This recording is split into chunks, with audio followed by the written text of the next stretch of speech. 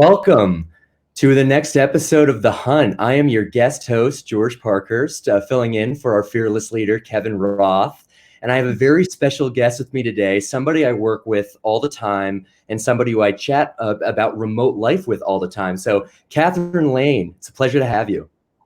Hello, everybody. Thanks for having me, George. It is a pleasure to get to see your smiling face since we are all working remote and we don't get to do that as often as we'd like. So thanks.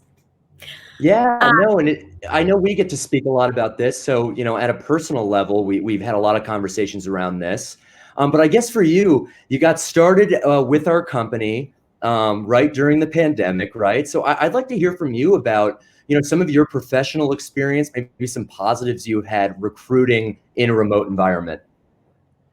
Absolutely. So as we all know, crazy, unprecedented times, working from home and working remote is something I thought I would really dislike.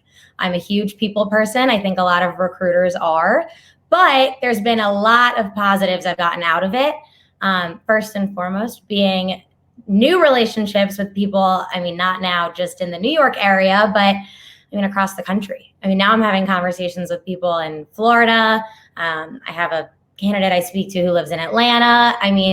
That in itself is kind of fun, getting to speak to people all over the place and get to know what's going on since we can't travel in other parts of the country and how things are for those people as well. Yeah, I've found myself speaking to so many Wisconsin people, and I'm a Packers fan. So I've got to stop asking every person who's been to Wisconsin for like a week, are you a Packers fan? But it's just a natural gut reaction. But yeah, I find that to be really cool too. And obviously, as companies start to evaluate the last few months and how successful they've been working remotely, a lot of these roles we're seeing are either remote for a long period, maybe the next 9 months, or fully remote. So, I want to get started by asking you, when you think about a candidate, right? So we spent a lot of time speaking to these candidates. When you think about a candidate who has worked remotely the last few months and is looking for their next opportunity, what do you think are some important questions to ask themselves about whether work from home life or work in person life is right for them? Definitely a loaded question, but incredibly important. Work from home is not, a one size fits all sort of situation. I think that it really is dependent on who you are and what works best for you.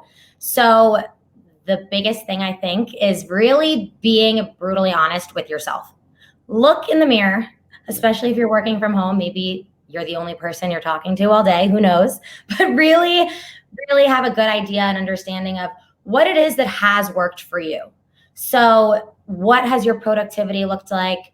Have you felt that you're really able to still get done and get done what you want to get done at the same level that you were while in the office? And if not, why is that? Like, where is the kind of hole and gap where something's missing, So I think really just looking deep into you and being honest about what works, what doesn't, and what it is that you could do to then make it work, because it's also a huge trial and error situation. There is no, I'm not the keeper of the keys. There's no, secret sauce of how to fully be successful. So, a lot of people have to try new things, see how it goes, and adjust. How about for you? You went from an office to working from home, and how has that been for you? Yeah, it's definitely been an adjustment for me, but I think certain personality traits that I have, and you go back to it, we're not trying to be life coaches here, but at the same time, it's very important for somebody to look within them and say, do I have the personality or the qualities that make working from home easier, or do I not? And I think on the other side of that is obviously, do I like working from home or not? So it was definitely an adjustment for me. Obviously the advice team has been so great, and we have such a small team, and we're all really good at communicating with each other. So that's really important. And obviously, things we'll talk about throughout here are going to involve that, how you see yourself remote, ways that you can operate better, and I think that's really important. So I guess my next question, Kat, is as these people decide, you know what, I want to start exploring remote opportunities, right?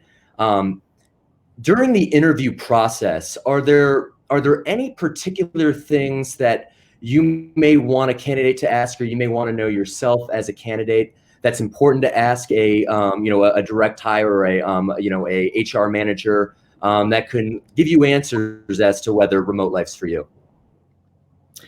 Definitely. As you are fully aware, being recruiters, a lot of what we do has been helping people and coaching people through the proper questions to ask and how to approach interviews when you're getting your foot in the door. And now, given these unprecedented times, it's not so much your foot in the door, but it's maybe your face on the Zoom interview or your, ear to the phone. And the way that you interview and the questions you might ask are also going to be changed because of the way that the interview is being held. So a few things that are going to be important for you to know as a candidate interviewing would be, what are the tools that you're using on a day-to-day basis when it comes to the technology and the software systems? Or is it a company that communicates a lot via Zoom, Slack, Microsoft Teams? Having a good idea of what is utilized and if it's something you're familiar with or not, as well as, wanting to know kind of twofold with that, what the management style and like team structure is. That I think is a big piece, especially if you're going to be managed remotely. Wanting to know, okay, how is my manager going to be working with me on a daily basis?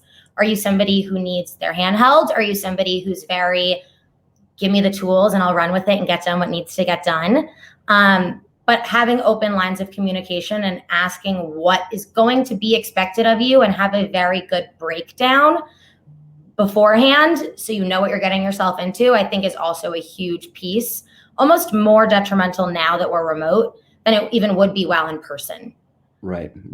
I think you broke it down perfectly into two kind of silos, right? Number one is the tools, right? We work with a lot of technology companies, and we also work on a lot of accounting and finance roles where software is really important. We see a lot of these remote roles they require a certain software experience. But other than that, even just work management softwares that I think are important to find out if a company uses that can help know where you stand. I know we work with a lot of accountants, and the month-end close is a big part of an accounting department.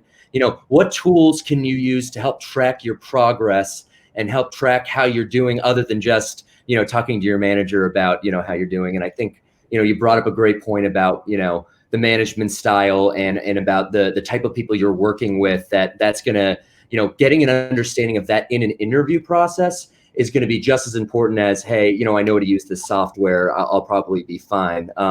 We talk a lot about, touch point meetings, which I'm sure you enjoy, but always important in these touch point meetings to be able to know exactly what the scope of work is and who needs to get that work done. So I think, asking those certain questions and getting a sense of how, as you mentioned, how these managers are approaching communication is incredibly important. So, I think those are two really good points. Yeah, go ahead.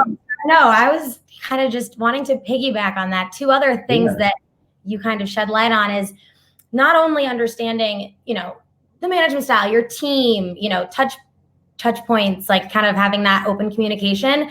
I think being remote, something else that can be tough that needs to be addressed and kind of thought of or made clear is also understanding sort of the hours of operation, if you will, right? So when you're in an office, there's a clear get to work at this time, this is what's expected, and then this is when you're done. But being remote, one, you don't know what someone's at-home life situation is. So there are people who work at Advice, for example, who live right in New York City in an apartment. There are people that live in the suburbs. There are people that are single. There are people that are married with children. I mean, there are so many moving parts to working remote that you also want to address sort of what, kind of like when you are getting in touch with people, what is expected of you? What are the hours of operation?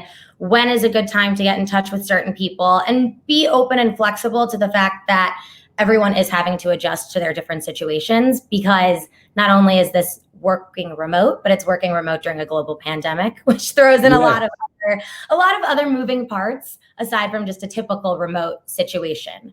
No, I think that works really well with our first, question about, how you want to find out whether the remote life is for you or not. I think knowing the hours of operation is important. And of course, a lot of these remote opportunities may be in a different time zone than you're in. And you've got to understand kind of, the most effective you can be is when you're on with everybody else, right? Maybe it's like an 8 to 5 hours, and the way that you're communicating with these people are going to be within those hours.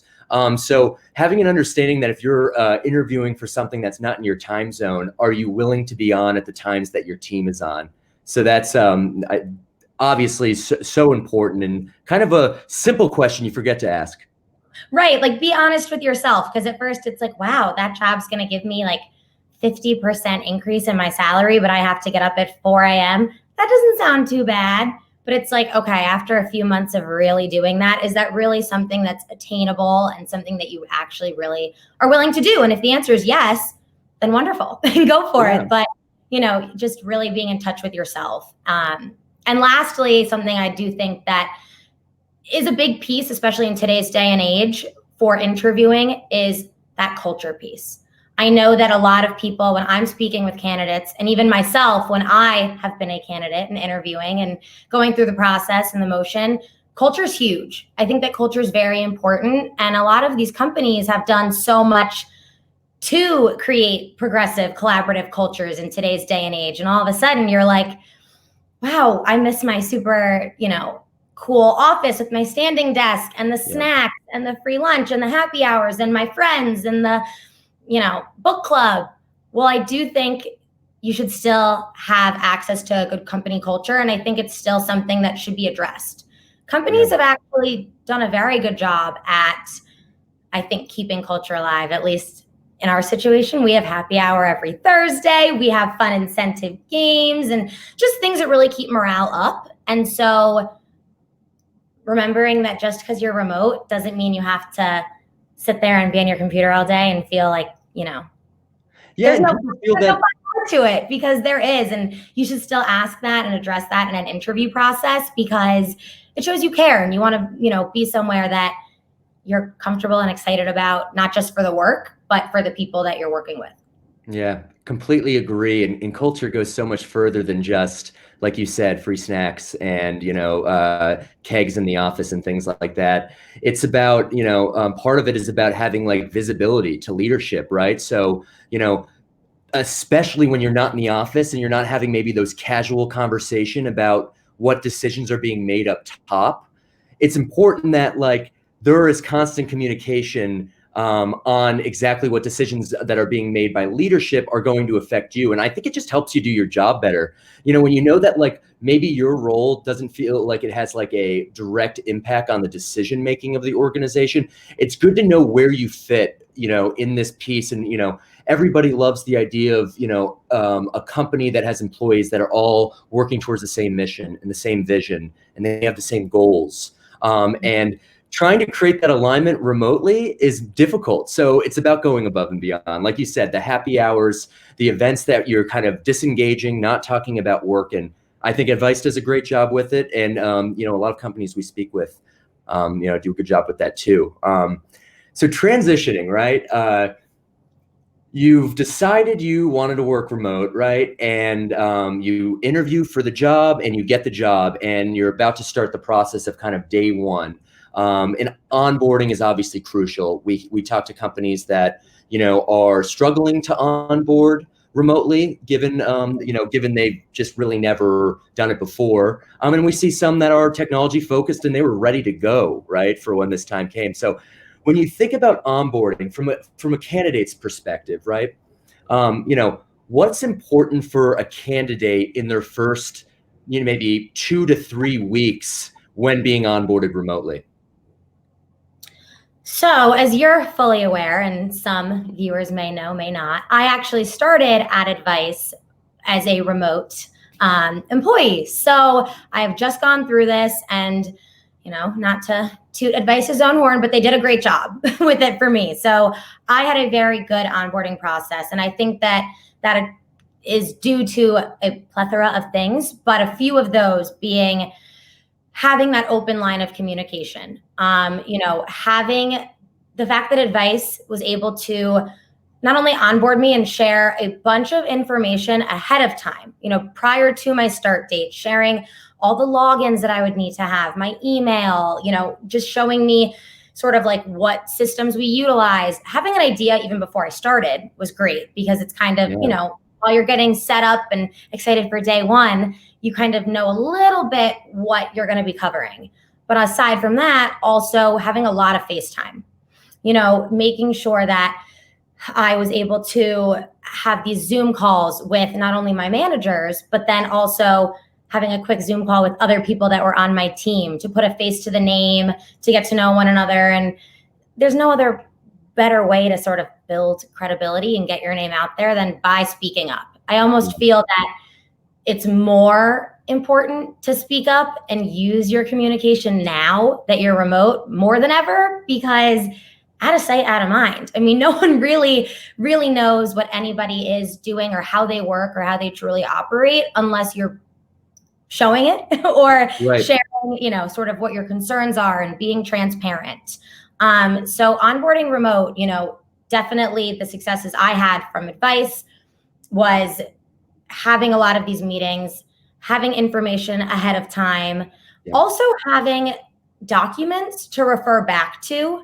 So what I mean by that is when you're in an office and you have a couple questions about, some of the rules, regulations, kind of proper protocol, it's easy to turn to your colleague on your left, your right, ask them a few questions. Being remote, sometimes it's tough because you don't want to harass everybody or you don't know if someone's on a call or what's going on. So having these important pieces of information easily accessible that you can refer back to as almost like a directory, if you will, has been a massive help as well. There's a common thread here, right? There's a common thread of how do people work together the best way they can, and how do you leverage technology to get people to work the way they can, so the best way they can. So I think that's really crucial. And I love that you say, these common documents, like the source of truth, having these documents that you can be really collaborative in and be able to at least share ideas with people in that almost feels like you're there with them because you can be in the document, commenting, editing, and using that information that can really help you do well. And another good common thread you brought up was, having the personality to stand up and say, I need to get to know these people well, maybe even on a personal level before I can have some comfort in, asking technical questions, asking certain questions that are going to help you get your job done. So knowing the key players is really important in the give and take. We always say, you want to do as much as you can in the first week, and you really want to be able to give as much to your new organization. But at the start of things, it's about taking first, about getting the information you need, right? It's about getting, knowing what people you're going to be collaborating with each day, and maybe you work cross-functionally, or maybe you're starting to learn management styles of other people. Like all of that is stuff that is really going to help you, hit the next level once you start getting into, hard deadlines, deliverables that are common amongst your team. Things like that are really crucial. So another great point on tools and people. Flipping that around, right? What about from the perspective of, those who are onboarding? Are there certain responsibilities they need to have? Is there maybe certain things they should do or may need to do that are important to make sure the new hire is successful? Absolutely. I think it's very similar, in terms of what you need to do as a person who is starting and who's being onboarded. The same way that I was saying, you need to be transparent, communicative. It goes both ways, kind of takes two to tango. So the person onboarding definitely also has to let the new person know, you can come to me. I am here to help you. What do you need? And kind of like make it very clear that there is open communication. Also, I think a big piece is patience on both ends, because like I've already mentioned, and it's a common thread, this is a not just remote work, it's unprecedented times. It's a global pandemic. This is new to a lot of people. I have never started a job or been onboarded remote before. And I know a lot of people I've spoken to on both the candidate and client side, they have not onboarded or started remote themselves either. So understanding that there's a lot to work through. I mean, for example, we were supposed to start at 2:00. We had some technical difficulties. Like, you're working from home. The irony, right? Yeah, things happen, and like you just gotta like go with the flow and be understanding of that on both ends, but also be understanding and patient, but be patient with yourself on both ends as well, because the whole give take thing, it's like you might want to go in and like hit the ground running and crush it, or on the flip side, as the person doing the onboarding, you want them to like get onboarded and like hit the ground running day one. There's going to be a little bit of an adjustment. And I think, again, just the patience and communication is really going to lead to success. Also, knowing what your new employee really needs. So, for example, are they somebody that needs to have their hand held? Or are they somebody that needs to go to you? Like sort of understanding what it is they need out of you. To really also work well together. Yeah. I think patience cannot be said enough in this conversation, because you just need to have great patience to be successful.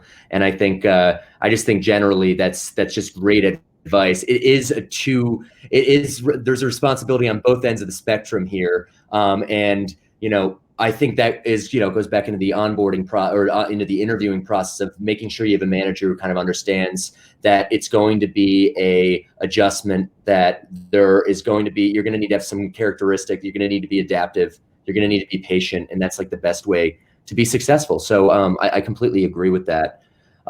So originally we were, I wanted to get into, work-life balance, and really, set aside a couple minutes to talk about work-life balance and remote life, especially given the fact that now that you can work anytime and anywhere. It doesn't mean you should be working all the time. So I actually want to get into some questions here. We've got some excellent questions on the board that I'd love to dip into, if you don't mind. Absolutely. All right, let's do it. So somebody wrote in, what advice would you give to somebody who's struggling with time management, breaking up the day, like to work, like finding time to take productive breaks? Like what are some areas that maybe you use personally that help you create a work-life balance and also manage your time efficiently? Cool. All right, where to start? So honestly, a huge question. And I do wish that we were the keepers of the keys, if you will. But again, it is one of those things, not a one size fits all. So it's different for everyone. But things that I have found are incredibly helpful is creating a separation and kind of compartmentalizing my work and like where I live. So I know easier said than done, because we're now working where we live, living where we work, blurred lines.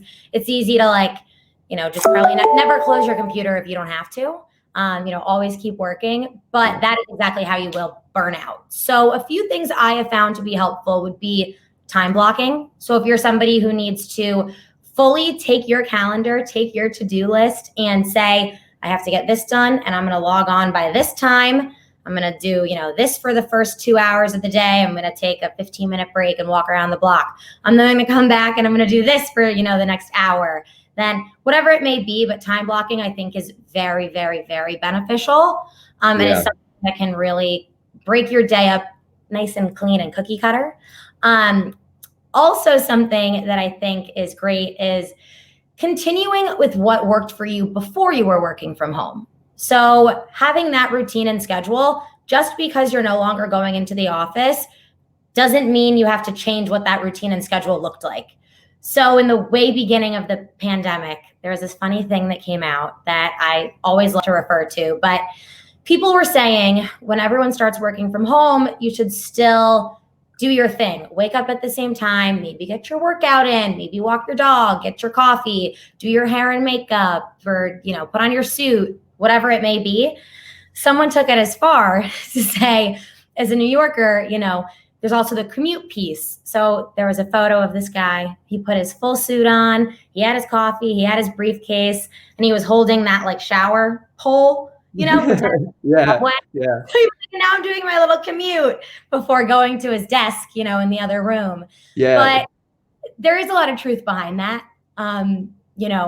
Still having this set time and set schedule where it's like you're physically doing what you would normally do, but you're also mentally like, oh, I'm not in my sweatpants anymore, and I'm now, dressed for the day, and this is my work outfit. Right. I am now physically and mentally feeling like I'm supposed to be a boss and successful and like get shit done. Yeah.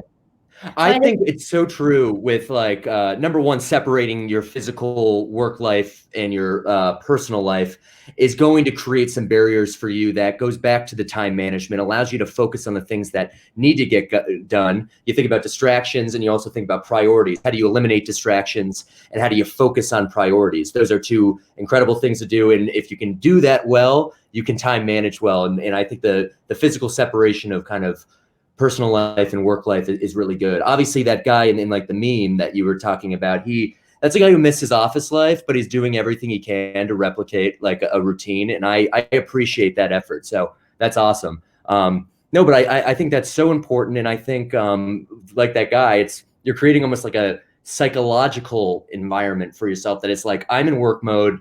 And, once I get out of that, making sure you're kind of like changed and you're like, this is my work clothes. This is my personal clothes. Not something that I do, but that's why this is a very open conversation, right? This is one where, we have suggestions based on what we've heard and based off of maybe what works for us. But at the same time, it's going to be different for everybody, and people find out what works for them. And of course, many people may want to go back to the office. People like love working in the office. They love the energy. They love the environment. They love working with teammates. And unfortunately, we don't know what's going to happen in kind of the macro environment. Perhaps a second wave comes and people are back working remote through half of 2021. I'm not saying that's going to happen, but we want to prepare people the best we can and at least get the conversation started of like ways to set up your workspace better. Right. Should we go to another question? Sure, but really quick, I also wanted to say, go ahead, absolutely.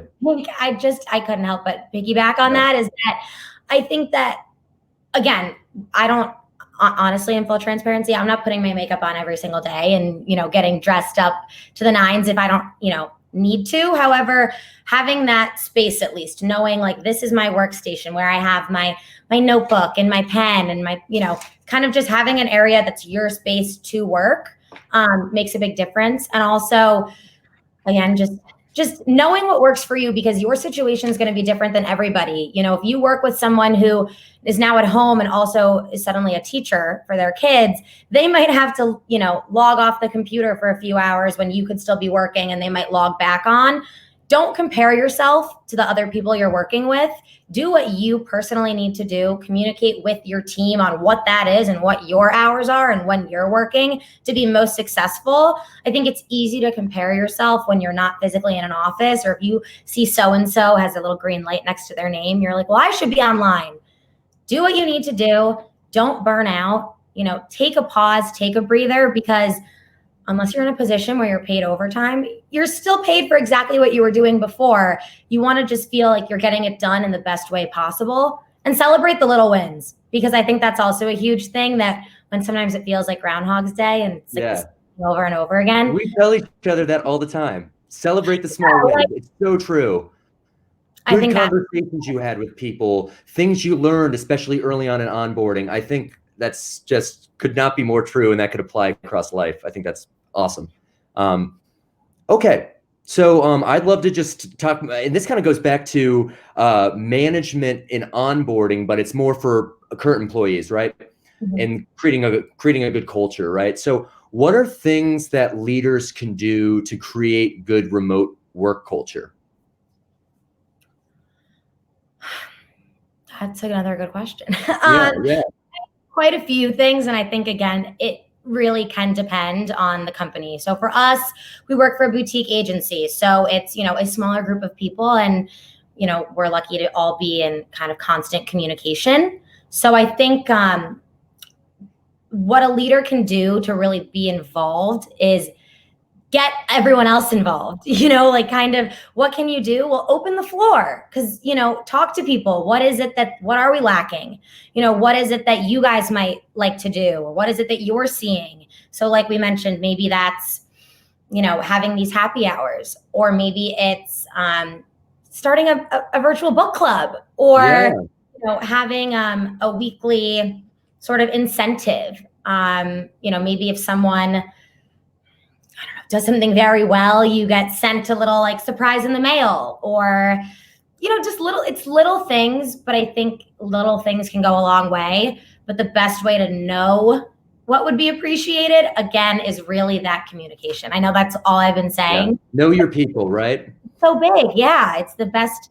And even on the side from people who are not exactly, they're really driven and focused and they want to take on more and more. Like those are the people that you really want to keep engaged, especially in remote life, because, managers and leaders want to provide, people with new initiatives, new challenges, new things to tackle that maybe you wouldn't be able to see if you were just working in the office in a standard environment. So I think it goes with, not just kind of creating an atmosphere where people can be really happy outside of doing their daily tasks, but also, challenging them in ways that keep them engaged is what I would say. Yeah.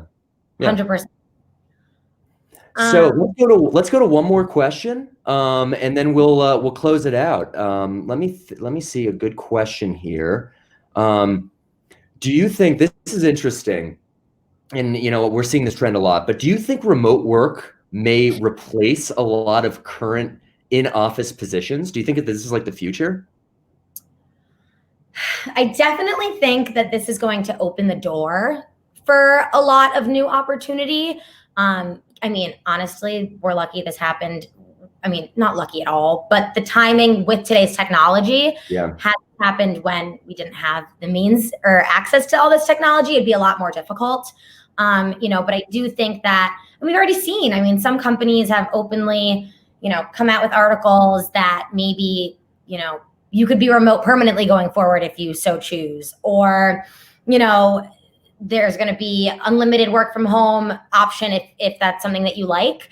I don't think that remote work will replace positions in the office. Now, I do know that, yes, there are companies that are going to maybe want to save money and, not renew a lease if they're working well from home. There are companies that are benefiting from it, but I think, end of the day, I don't even know how many companies there are in just New York City alone, but looking at the big picture, there are thousands and thousands and thousands of companies that I don't think it's going to replace things. I think it's going to open the door for people that do want to do that. And for some companies, it will be beneficial for cost saving. And some people are more productive working from home and some people prefer it.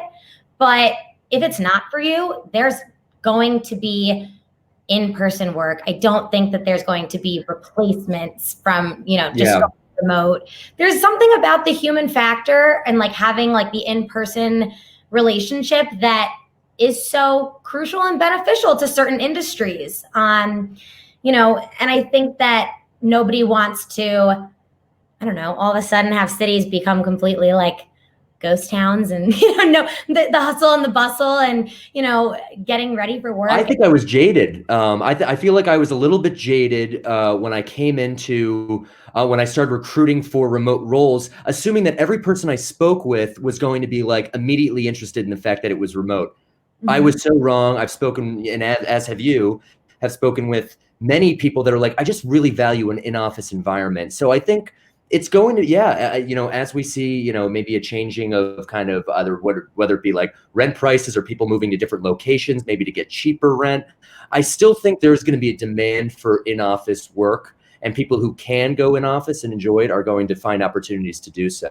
Definitely. So I think that was excellent. Yeah, it's like a double-edged sword. And I think, last comment I kind of want to make about that it's okay if you don't like work from home. Like just because it's become such a big thing and a lot of people do like it, you might have, now that it's been 6 months or 7 months, 8 months, you might now be realizing you really don't like it. And there's different things that you could do to approach it. I mean, companies are still hiring, they're moving forward. This is the new normal, life goes on.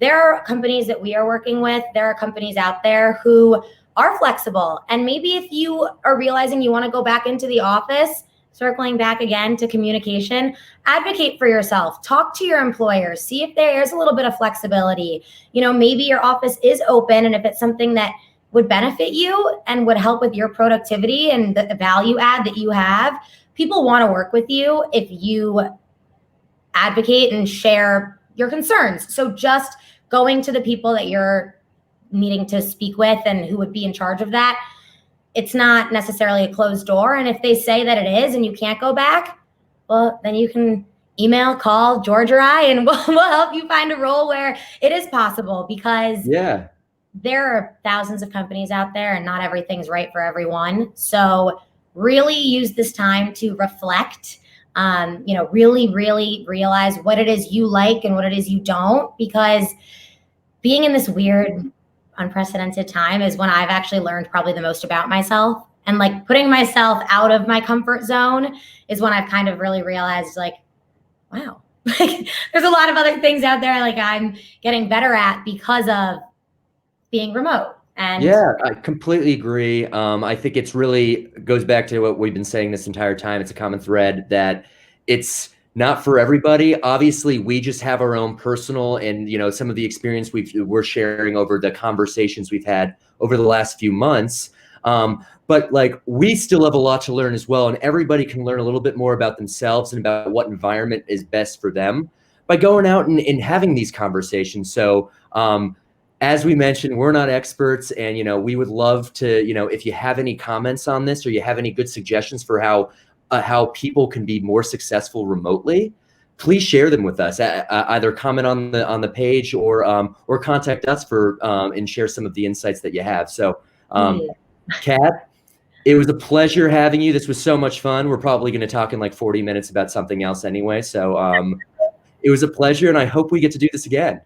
Definitely. And really quick, just wanted to do a shout out for all the people who don't have the opportunity to work remote, and for like the essential workers who have continued to move us forward. Thank you for going through this, giving us, everything we need. So yeah, again, thanks for having me. And I appreciate your time. This was really fun, and we'll hopefully do this again soon. So my name is George Parkhurst. I'm an executive recruiter with my guest, Catherine Lane, who's also an executive recruiter. And we'll see you next week. Thank you so much. Bye-bye. Thanks.